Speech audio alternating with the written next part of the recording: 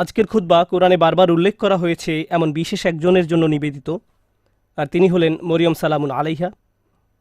আমি তার জীবনের কিছু বিষয় নিয়ে আলোকপাত করতে চাই যা আল্লাহ আজ্জা ওয়া জাল্লা কোরআনে তুলে ধরেছেন। আজকের এই আলোচনাটি এই সপ্তাহে একজনের প্রশ্ন দ্বারা অনুপ্রাণিত। একজন আমার কাছে এসে বলল, বাল্যকাল থেকে আল্লাহ আজ্জা ওয়া জাল্লার সাথে তার গভীর সম্পর্ক ছিল। খুব অল্প বয়স থেকে সে আল্লাহর নিকট দোয়া করত, এমনকি কিশোরী বয়সেও তাহাজ্জুদ পড়ত, এমনকি কিশোরী বয়সেও যখনই সে আল্লাহর নিকট কিছু চাইত আল্লাহ তাকে তা দিত। এই ব্যক্তির আসলে খুব কঠিন এক জীবন ছিল। অল্প বয়সে বাবাকে হারান, কোনো ভাই নেই, এই বোন খুবই একাকিত্বের জীবন কাটিয়েছেন এবং সিদ্ধান্ত নিয়েছেন সত্যিকার অর্থে আল্লাহর উপর তাওয়াক্কুল করে থাকবেন। যখন সে এভাবে বড় হতে শুরু করলো, সে দেখতে লাগলো যখনই সে আল্লাহর কাছে কিছু চাইত আল্লাহ অলৌকিকভাবে তার সকল প্রার্থনার জবাব দিত। যখনই সে আল্লাহর কাছে কিছু চাইত আল্লাহ কখনো তার দুয়ার জবাব না দিয়ে থাকেননি। এভাবে সে আল্লাহর উপর নির্ভরতা এবং নৈকট্য বাড়িয়ে তোলে। যখনই তার কিছু দরকার হতো সে 2 রাকাত নামাজ পড়ে আল্লাহর কাছে তা চাইত। তো তার আসলেই আল্লাহর সাথে খুব সুন্দর একটা কানেকশন ছিল। তাহলে এখানে প্রশ্ন কোথায়? প্রশ্ন আসে এই ব্যাপারটা থেকে যে সম্প্রতি তার জীবনে সে অপ্রত্যাশিত কিছু কঠিন সমস্যার মুখোমুখি হয়। তাই সে আল্লাহর প্রতি ইবাদতের পরিমাণ আরও বাড়িয়ে দেওয়ার সিদ্ধান্ত নিল, দুয়ার পরিমাণও বাড়িয়ে দিল, কারণ তার সমস্যা বৃদ্ধি পেয়েছে। সে ভাবল সমস্যা যেহেতু বেড়েছে তাই আল্লাহর কাছে সমাধানের জন্য দোয়ার পরিমাণও বাড়াতে হবে। তাই সে এমনটা করলো। সে এত বেশি নামাজ পড়লো, এত বেশি পরিমাণে রোজা রাখলো যে জীবনে কখনো এত রোজা রাখেনি। আল্লাহর কাছে কাকুতি মিনতি করত, কান্নাকাটি করত, যেভাবে সে পূর্বে কখনো করেনি। কিন্তু সমস্যা আরও খারাপ হতে থাকলো, পরিস্থিতির কোনো উন্নতি হচ্ছে না। তখন সে মনে মনে ভাবতে লাগলো, মনে হয় আল্লাহ আমার উপর খুশি নয়, কারণ আগে আমি দোয়া করতাম আর সব দোয়ার উত্তর পেতাম। আমার আগে তো এই সমস্যা ছিল না। যখনই আমার কিছু দরকার হতো আল্লাহর দিকে ফিরতাম আর আল্লাহ আমার সমস্যার সমাধান করে দিতেন। কিন্তু এখন আমি দোয়ার পর দোয়া করেই যাচ্ছি, আল্লাহর কাছে ভিক্ষা চেয়েই যাচ্ছি, আমার সমস্যার কোনো সমাধান হচ্ছে না, শুধু আরও খারাপ হচ্ছে। এর কারণ কি হতে পারে? তার মাথায় এই ধারণা ঘুরতে থাকলো, নিশ্চয়ই আমি ভুল কিছু করেছি। আল্লাহ আর আমার দোয়ার জবাব দিচ্ছেন না, কারণ কোনো কারণে আমি অযোগ্য হয়ে পড়েছি। আল্লাহর ভালো মানুষের তালিকায় আমি আর নেই।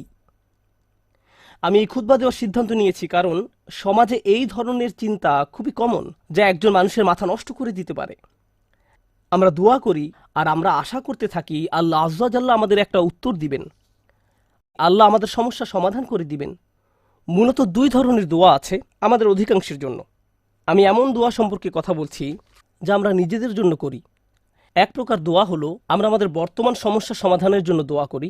আমাদের সমস্যা আছে, কিছু পরিস্থিতিতে আটকা পড়ে গেছি, আমরা চাই আল্লাহ আমাদের আরও খারাপ কোনো সমস্যায় পড়ে যাওয়া থেকে রক্ষা করুন, আমাদের ভালো যা আছে তা যেন তিনি রক্ষা করেন, ইত্যাদি। আর অবশ্যই আমরা আমাদের ভবিষ্যতের জন্য দোয়া করি, আমরা নিজেদের জন্য দোয়া করি, সন্তানদের জন্য দোয়া করি, এখন সবকিছু ভালো আছে, ইয়া আল্লাহ এভাবেই যেন থাকে। এই ধরনের দোয়াগুলো আমরা নিজেদের জন্য করে থাকি।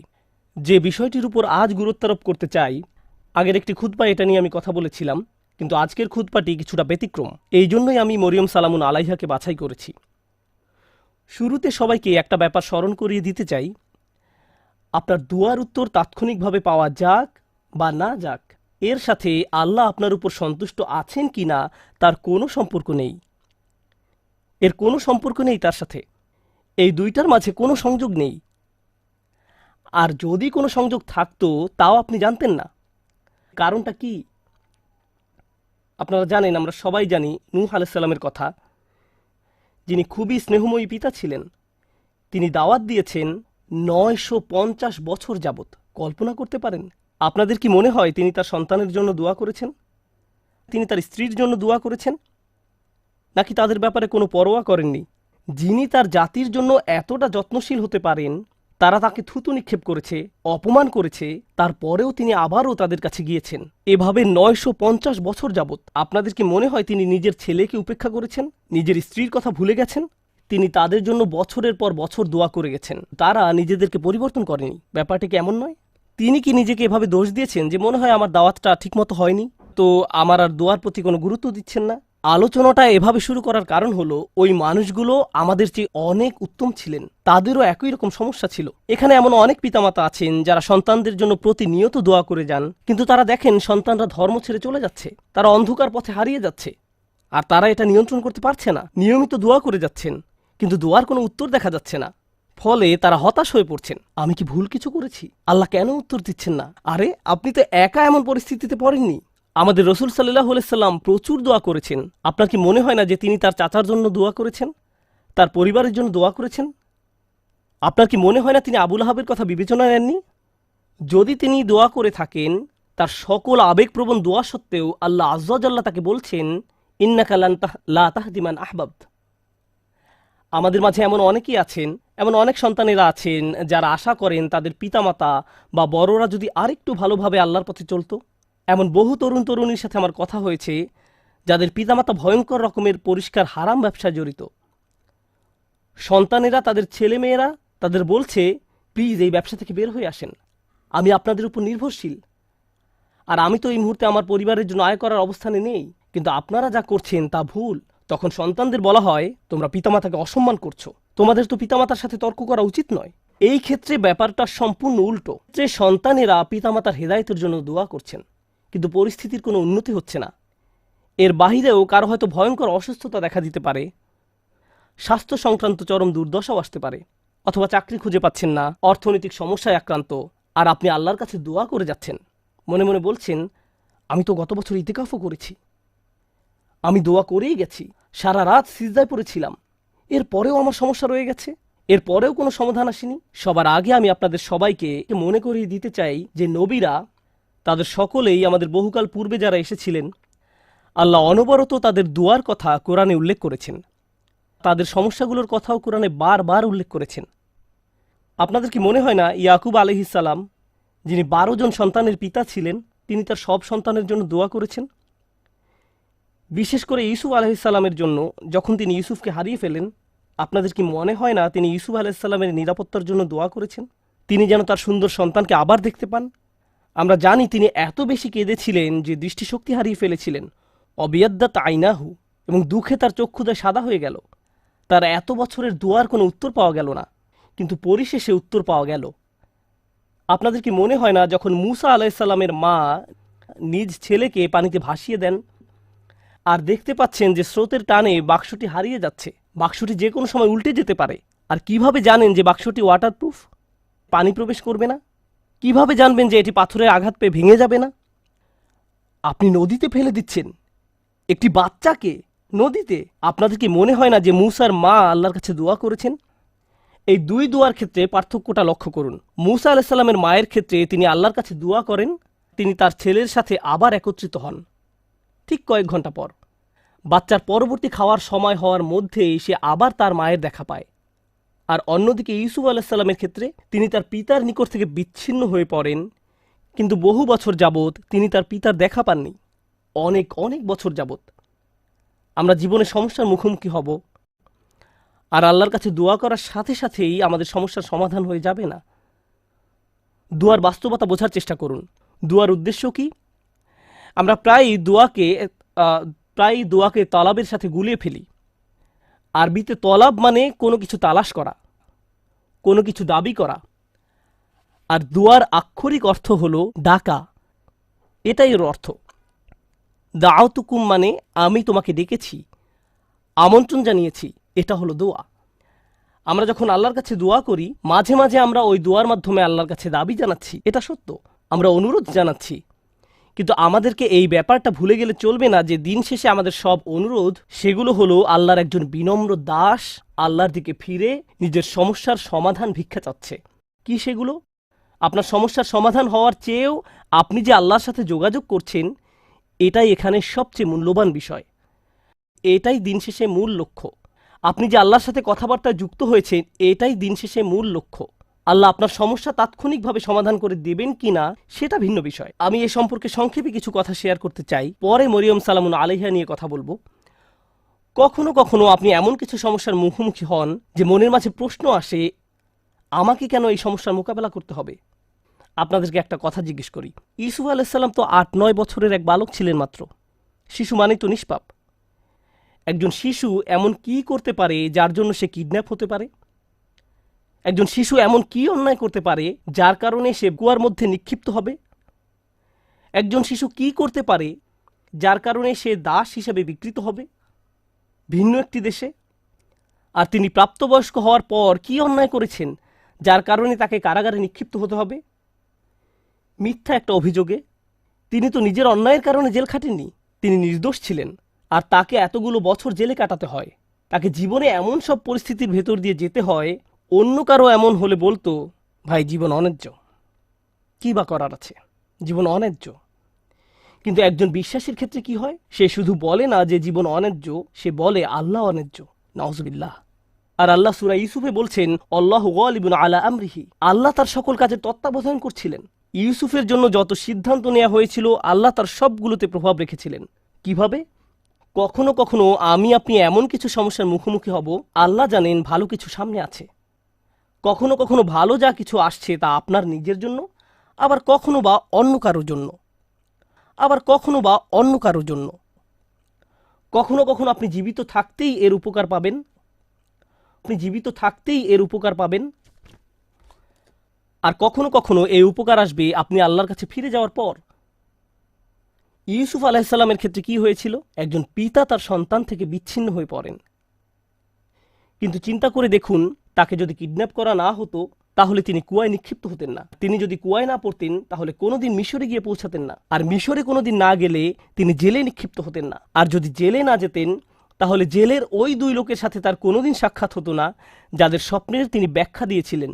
ওই দুই ব্যক্তির সাথে যদি তার কোনোদিন দেখা না হতো, তাদের একজন বেঁচে যায় এবং রাজার খেদমতে নিয়োজিত হয়। আর যখন রাজা একটি স্বপ্ন দেখলেন, ওই ব্যক্তি তাহলে কোনোদিন বলতেন না যে হ্যাঁ, আমি এক লোকের কথা জানি যে আপনার স্বপ্নের ব্যাখ্যায় সাহায্য করতে পারবে। স্বপ্নটা কি ছিল? দেশে 7 বছর হবে প্রাচুর্যের, আর পরবর্তী 7 বছর দেশে কোনো ফসল ফলবে না, কোনো উৎপাদন হবে না, মানুষ দুর্ভিক্ষে মারা যাবে। যদি ইউসুফ জেলে না যেতেন আলাইহিসসালাম এবং তাকে মুক্তি দেওয়া না হতো ওই স্বপ্নের ব্যাখ্যা করার জন্য সেই সময়, তাহলে দেশ অর্থনৈতিক, ফাইন্যান্সিয়াল এবং সামাজিক এক দুর্যোগে পতিত হতো। লক্ষ লক্ষ শিশু দুর্ভিক্ষে মারা যেত। একজন শিশু কষ্ট স্বীকার করলো কয়েক বছরের জন্য। এক শিশুর কষ্ট স্বীকারের ফলে আল্লাহর পরিকল্পনা ছিল অগণিত পরিবারকে অনাহারে সন্তান হারানোর বেদনা থেকে রক্ষা করবেন। এই পরিকল্পনার কারণে ইউসুফ আলাইহিসসালাম জেল থেকে ফিরে এসে স্বপ্নের ব্যাখ্যা করলেন এবং অর্থ মন্ত্রণালয়ের দায়িত্ব নিলেন। আমার এক বন্ধুর নাম হয়তো আপনারা শুনে থাকবেন, তার নাম রবার্ট ডেভিলা। আমি ওই বোনকে তার সম্পর্কে জিজ্ঞেস করেছিলাম। সে বলল সে তার কথা শুনেছে। সে তার শরীরের কোনো অংশ নাড়াতে পারে না, শুধু মুখমণ্ডল ছাড়া। সে কি এমন অন্যায় করেছে যার কারণে এমন পরিস্থিতি? কিছুই না। কিন্তু কত মানুষ ইসলাম গ্রহণ করেছে তার এই অক্ষমতার দরুন। কত শত মানুষ এই ঘটনার কথা শুনে আল্লাহর পথে ফিরে এসেছে। কত শত মানুষ আল্লাহর প্রতি অকৃতজ্ঞ ছিল, যদিও তারা মুসলিম ছিল কিন্তু নামে মাত্র মুসলিম ছিল, এবং সিদ্ধান্ত নিল যে আল্লাহর কাছে আত্মসমর্পণ করবে। কারণ ওই মানুষটি একটি বিছানায় শুয়ে আছে, তার কষ্ট, দুর্ভোগ লক্ষ লক্ষ মানুষের জন্য হেদায়েতের কারণে পরিণত হলো। বুঝতে পারছেন? কখনো কখনো আমি আপনি কষ্টকর অবস্থায় পতিত হই, যা আসলে খুবই সামান্য, এমন অসংখ্য কল্যাণ আর এমন অসংখ্য উপকারের জন্য, যা হয় এখন আমার কাছে আসবে, নতুবা আল্লাহর কাছে ফেরত যাওয়ার পর আমি এর উপকার ভোগ করব। সুতরাং আমাদের দোয়া কোনো কিছু অর্ডার করার মতো নয়। যখন ওই বোন আমাকে তার সমস্যার কথা বলছিল, সাথে সাথে আমার মরিয়ম সালামুন আলাইহার কথা মনে পড়ল। কারণ মরিয়ম সালামুন আলাইহার ক্ষেত্রে এমনকি ছোট বয়সেও তার জন্ম আশ্চর্যজনক। তার জন্মের কথা কোরআনে উল্লেখ করা হয়েছে। খুব বেশি সংখ্যক মানুষের জন্মের কথা কোরআনে উল্লেখ করা হয়নি। মা একটি ছেলে সন্তান আশা করেছিলেন, কিন্তু তার একটি মেয়ের জন্ম হলো। আর আল্লাহ বলেন, ওয়ালাইসা যাকারু কাল উনসা, যার অনেকগুলো গভীর অর্থ রয়েছে। আমি এখন শুধু একটি অর্থ হাইলাইট করছি। এই মেয়েটি অন্য কোনো ছেলের মতো নয়, এই মেয়েটি স্পেশাল। প্রসঙ্গত, দয়া করে এই কথাগুলো মনে রাখবেন। পরের বার আপনাদের কেউ যদি সন্তান সম্ভবা হয়ে থাকেন, আপনি আশা করছেন, আপনার মা আশা করছে, আপনার চাচাতো খালাতো ভাই বোনেরা আশা করছে একটি ছেলে শিশুর জন্ম হবে, কিন্তু একটি মেয়ের জন্ম হলো, তখন মনে রাখবেন আল্লাহ মরিয়ম সালামুন আলাইহার জন্মের মতো কারো জন্মের কথা এভাবে হাইলাইট করেননি। মেয়ে সন্তান পাওয়া সম্মানের, মেয়ে সন্তান পাওয়া আল্লাহর একটি উপহার। মেয়ের জন্ম হলে অসন্তুষ্ট হওয়া আসলে মুশরিকদের বৈশিষ্ট্য। আল্লাহ মুশরিকদের সম্পর্কে বলেন, জল্লা ওয়াজহুহু মুসওয়াদ্দান ওয়া হুয়া কাযীম, তাদের কাউকে যখন কন্যা সন্তানের সুসংবাদ দেওয়া হয় তখন তার মুখ কালো হয়ে যায়, সে অন্তর্জ্বালায় পুড়তে থাকে। মেয়ে সন্তান পাওয়া আল্লাহর পক্ষ থেকে আশীর্বাদ এবং সম্মান। মেয়ের জন্ম হলে যদি অসন্তুষ্ট হয়ে পড়েন, তাহলে আপনি শুধু আল্লাহর উপহারেরই অসম্মান করছেন না, আপনি কুরআনের আয়াতকেও অসম্মান করছেন। এই কথাগুলো মনে রাখবেন। এই শিশুর জন্ম হলো, তাকে আসলে বিশেষ একটি জায়গা দেওয়া হলো তখনকার সময়ের কেন্দ্রীয় মসজিদে। জাকারিয়া আলাইহিসসালাম তার দেখাশোনা করতেন। আর যখনই তিনি তার খোঁজ খবর নেওয়ার জন্য আসতেন, কারণ মরিয়ম আলাইহিসসালাম আল্লাহর ঘরে থেকে আল্লাহর ইবাদতে নিজেকে উৎসর্গ করলেন। কুল্লামা দাখালা আলাইহা জাকারিয়াল মেহরাব ওয়াজাদা ইনদাহা রিজকান। যখনই জাকারিয়া মেহরাবের মধ্যে তার কাছে আসতেন, কিছু খাবার দেখতে পেতেন। তিনি জিজ্ঞেস করলেন, এগুলো কোথায় পেলে তুমি? এই ফলগুলোর তো এখন উৎপাদন হয় না, এমনকি এগুলো এই সিজনেরও নয়। এইগুলো শীতকালে হয় আর ওইগুলো গরমকালে জন্মে। তুমি এইসব ফল কোথায় পেলে? উত্তর দিতেন, ক্বালাত হুয়া মিন ইনদিল্লাহ। এগুলো আল্লাহর পক্ষ থেকে বিশেষভাবে এসেছে। এই ফলগুলো আমার নিকট আল্লাহর পক্ষ থেকে এসেছে। ভাবতে পারেন এমন একজনের কথা, যার দোয়া এমনভাবে কবুল হয় যে আকাশ থেকে খাদ্য অবতীর্ণ হয় এই নারীর জন্য। তাই যখন ওই বোন আমাকে বলছিলেন তার দোয়া কবুল হয়ে যায়, আমি সাথে সাথে মরিয়ম সালামুন আলাইহার কথা মনে করলাম। কি অলৌকিকভাবে আল্লাহ তার ব্যাপারে হস্তক্ষেপ করতেন, এমনকি খাদ্যের মতো বিষয়েও। যা আমরা নিজেরা উঠে গিয়ে নিয়ে আসতে পারি, তাকে এমনকি সেজন্য উঠতে হয়নি। খুব স্পেশাল এক কিশোরী, খুব স্পেশাল এক নারী। এখন এই নারী সম্পর্কে যে ব্যাপারটি আজকে গুরুত্ব দিয়ে তুলে ধরতে চাই তা হলো, একদিন তার নিকট এক ফেরেশতার আগমন ঘটল। ফেরেশতা বলল সে একটি বাচ্চার মা হতে যাচ্ছে। তার মাথায় প্রথমে আসলো, আমি তো বিবাহিতা নই, আমি মা হব বলে তুমি কি বোঝাতে চাচ্ছ? লাম ইয়ামসাসনি বাশার, আমাকে তো কোনো পুরুষ স্পর্শ করেনি। আমার বাচ্চা হবে বলে তুমি কি বোঝাতে চাচ্ছ? কাযালিকি ক্বালা রব্বুক, আমি দুঃখিত, আমরা এসেছি শুধু সংবাদ জানাতে। এটা হবে কি হবে না সেই ব্যাপারে পরামর্শ করতে নয়। সেই সিদ্ধান্ত ইতিমধ্যে নেওয়া হয়ে গেছে, তুমি একটি বাচ্চার মা হতে যাচ্ছ। এখন তিনি পুরোপুরি আতঙ্কিত, আমি কি করব? তিনি আল্লাহর কাছে ফিরে আশা করতে পারতেন এমনটি যেন না হয়, কিন্তু এটা তো ঘটবেই। আমি আপনাদের জন্য পরের কিছু ঘটনা এখন বর্ণনা করছি, যেন উপলব্ধি করতে পারেন এই নারী কেমন এক কঠিন পরীক্ষায় পড়েছিল। বাচ্চার জন্মের পর তিনি তার নিজ শহরে ফিরে আসলেন। সমাজের সবাই তাকে দেখত দুনিয়া ত্যাগী, আল্লাহওয়ালা নারী হিসেবে। এমন নারী যে আল্লাহর ইবাদতে সবসময় নিয়োজিত থাকে। এমন নারী যাকে তাদের নবী জাকারিয়া আলাইহিস সালাম সমর্থন জানিয়েছিলেন। এমন নারী যিনি জাকারিয়া আলাইহিস সালামের তত্ত্বাবধানে বড় হয়ে ওঠেন। মসজিদের আশেপাশের সবাই সেখানে দাঁড়িয়ে আছেন, আর তিনি একটি বাচ্চা কোলে করে এগিয়ে আসছেন। সবাই তখন একসাথে তাকে অপমানিত করতে শুরু করল। কিভাবে তুমি এমন কাজ করতে পারলে? নিজের কি সর্বনাশ তুমি করে ফেলেছ? পর্দার অপর পাশে আজকের জুমার নামাজে অনেক মহিলা উপস্থিত আছেন। আপনারা জানেন কোনো মুসলিম নারী এমন অবস্থার কথা কল্পনাও করতে পারেন না, যেখানে তিনি একটি বাচ্চা কোলে নিয়ে দাঁড়িয়ে আছেন আর মানুষ বলছে এই বাচ্চা বৈধ নয়। তার পক্ষে এমন ধরনের অপমানের কথা কল্পনায়ও আনা সম্ভব নয়।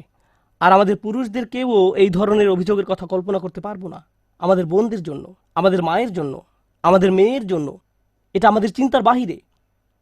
একজন মুসলিমের জন্য আমাদের মান মর্যাদা আমাদের জীবনের চেয়েও মূল্যবান। আত্মমর্যাদার যে চেতনা আল্লাহ আমাদের দান করেছেন, তা আমাদের কাছে আমাদের জীবনের চেয়েও বেশি মূল্যবান। আর তিনি জানতেন তিনি যখন নিজের এলাকায় ফেরত যাবেন, তখন লোকজন এমন কথাই বলবে। তার পেছনে বলাবলি করলে এক কথা, কিন্তু তারা লোক সম্মুখে তার মুখের উপর বলছে, একেবারে সরাসরি তাকে বলছে তিনি কিভাবে এই সমস্যার মোকাবেলা করলেন। কারণ যত দুয়াই তিনি করেন না কেন, আল্লাহর সিদ্ধান্তে কোনো পরিবর্তন হবে না। আল্লাহ সিদ্ধান্ত নিয়েছেন তাকে এই পরীক্ষার সম্মুখীন হতে হবে, তাকে সমাজের সামনে এভাবে দাঁড়াতে হবে। তখন তিনি কি করলেন? যখন প্রসব বেদনা শুরু হলো, তিনি বলে উঠলেন, ইয়া লাইতানি মিত্তু ক্বাবলা হাযা। তিনি বলে উঠলেন, হায় আমি যদি কোনো রূপে এর পূর্বে মরে যেতাম। আশা করছি সন্তান প্রসবকালে মারা যাব, কারণ সামনে যে অপমান সইতে হবে তার থেকে মৃত্যুর মাধ্যমে সহজে অব্যাহতি পাওয়া যাবে।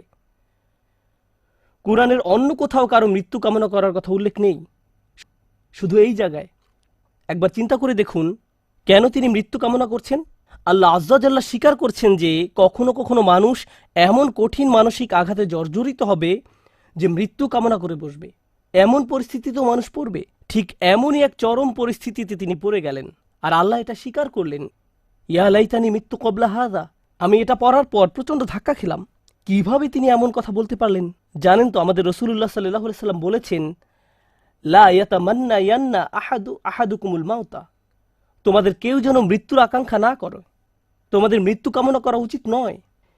কেউ কখনো সহজে মৃত্যু কামনা করে না, কিন্তু তিনি এখানে মৃত্যু কামনা করছেন কেন? এটা অত্যন্ত কঠিন এক পরিস্থিতি, মারাত্মক এক অবস্থা। তো তিনি যে অপমানের সম্মুখীন হতে যাচ্ছেন তা মৃত্যুর চেয়েও খারাপ। তাই তিনি বললেন, ইয়া লাইতানি মিত্তু ক্বাবলা হাযা।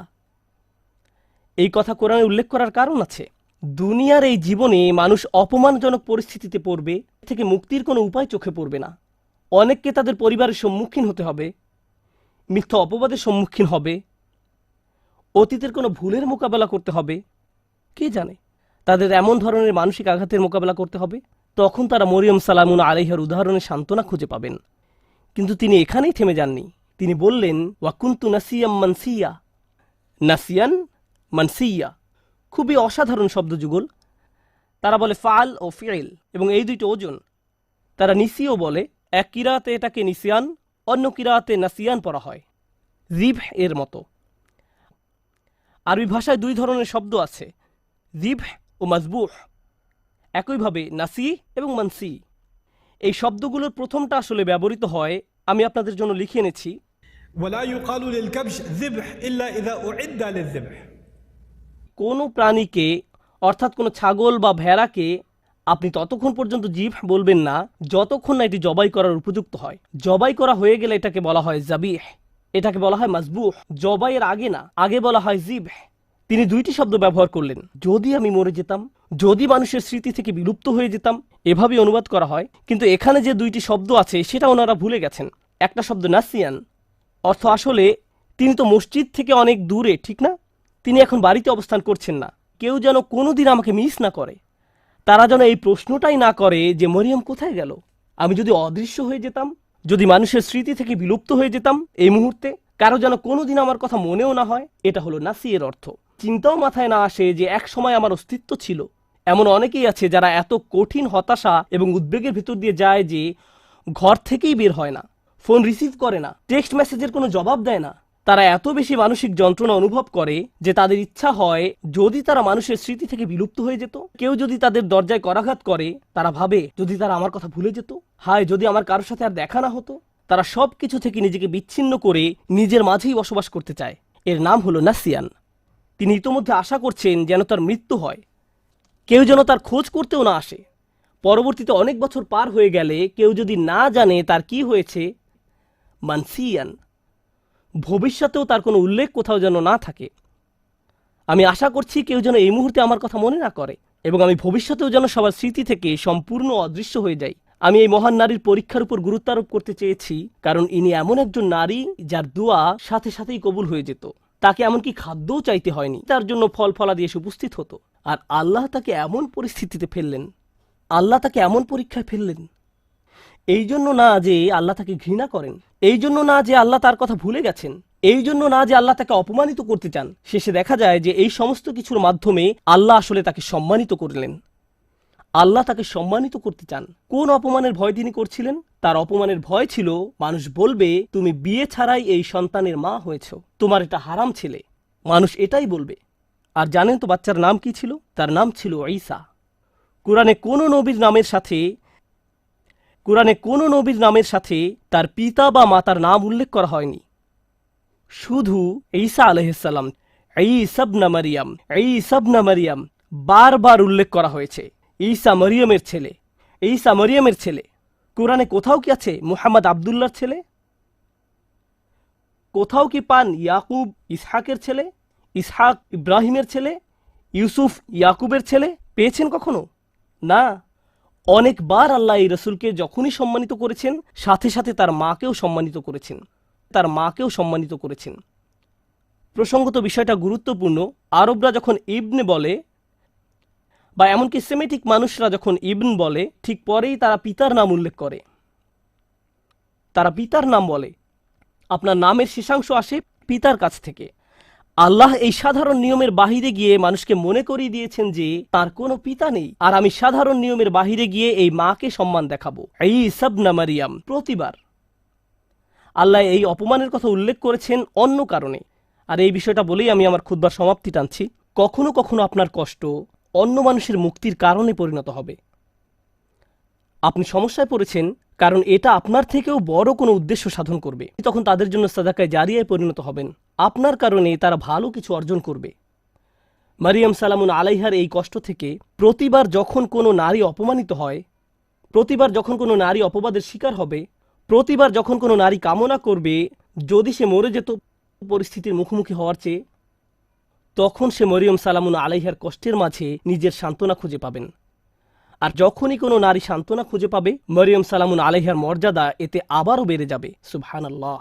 আমাদের দোয়ার মাধ্যমে আমরা আল্লাহর সাথে সংযোগ স্থাপন করি। আমাদের দোয়া এমন কিছু নয় যার মাধ্যমে এই দুনিয়া জান্নাতে পরিণত হবে। পৃথিবীর এই জীবনে পরীক্ষা থাকবেই। আমাদের চেয়ে বহুগুণে উত্তম মানুষদের জীবনে সমস্যা ছিল, আর এটা ঠিক আছে। লাকাদ খলাকনাল ইনসানা ফি কাবাদ, আমি মানুষকে সৃষ্টি করেছি অত্যন্ত কষ্ট ও শ্রমের মাঝে। কষ্ট ক্লেশ জীবনেরই অংশ। দুয়ার উদ্দেশ্য হলো আমাকে আপনাকে এই কষ্টগুলো মোকাবেলায় সাহায্য করা। আর কখনো ভুলে যাবেন না যে আল্লাহ আমাদের সাথে আছেন। আল্লাহ আজ্জাজাল্লাহ আমাদের সেসব মানুষদের অন্তর্ভুক্ত হওয়া থেকে রক্ষা করুন যারা ঈমান হারিয়ে ফেলে। আল্লাহ আজ্জাজাল্লাহ আমাদের মর্যাদা দান করুন এবং আমাদের এই কথা স্মরণে রাখতে সাহায্য করুন যে মানুষ আপনাকে অপমানিত করতে চাইবে যেভাবে তারা মরিয়ম সালামুন আলাইহাকে অপমান করেছিল। লোকে আপনার সম্পর্কে কি মনে করে আর আল্লাহ আপনার সম্পর্কে কি মনে করেন, এর মাঝে বিশাল পার্থক্য আছে। কারণ আপনি যদি লোকের কথা মানেন তাহলে মরিয়ম ছিলেন সমাজের সবচেয়ে অপমানিত, আর যদি আল্লাহর কথা মানেন তাহলে তিনি ছিলেন মানব ইতিহাসের সবচেয়ে মর্যাদাবান নারীদের একজন। তাই আমরা আল্লাহর কথা মানব। ওয়ালাকাদ কাররামনা বানি আদম, আর আমি তো আদম সন্তানদের সম্মানিত করেছি। আল্লাহ আজ্জাজাল্লাহ আমাদেরকে তার নিকট সম্মানিত মানুষে পরিণত করুন, মানুষের নিকট সম্মানিত করার পূর্বে। বারাকাল্লাহু লি ওয়া লাকুম ফিল কুরআনিল হাকিম ওয়া নাফা'আনি ওয়া ইয়্যাকুম বিল আয়াতি ওয়া যিকরিল হাকিম।